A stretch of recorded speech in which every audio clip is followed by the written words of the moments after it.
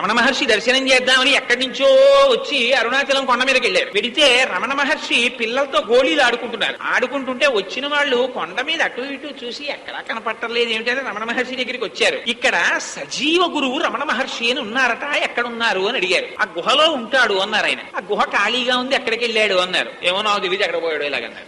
కొండ దిగి వచ్చేస్తున్నారు వాళ్ళు. వచ్చేస్తుంటే ఈయనకి రోజును నీళ్లు పట్టుకొచ్చి పోసేది ఒక ఆవిడ కనపడింది. ఏం వచ్చేస్తున్నారంది అంటే ఏమో ఆయన అక్కడ లేరు గుహలో, మరి ఎక్కడికి వెళ్ళారు అన్నారు. ఎక్కడికి వెళ్ళడమో ఏమిటి, అక్కడే ఉంటారు, రండి చూపిస్తారని పైకి వస్తే గోళీలు ఆడుకుంటున్నారు పిల్లలతోటి. అదిగో ఆయన రమణ మహర్షి ఏంది. వాళ్ళు వెళ్లి కాళ్ళ మీద పడి భగవాన్ అలా చెప్పారు ఏమిటి, మిమ్మల్ని అడిగితే సజీవ గురువు రమణ మహర్షి ఎక్కడున్నారు అని అడిగితే ఆ గుహలో ఉండేవాడు అని చెప్పారు ఏమిటి అన్నారు. అంటే రమణ మహర్షి అన్నారు, జ్ఞానం ఉన్నవాడైతే నేనే సజీవ గురువు రమణ మహర్షిని అని చెప్పుకోడు. అందుకని అలా చెప్పుకుంటే ఉత్తరక్షణాన్ని జారిపోయినట్టు. అందుకని మీరు అలా అడగను కూడదు, నేను అలా చెప్పను కూడదు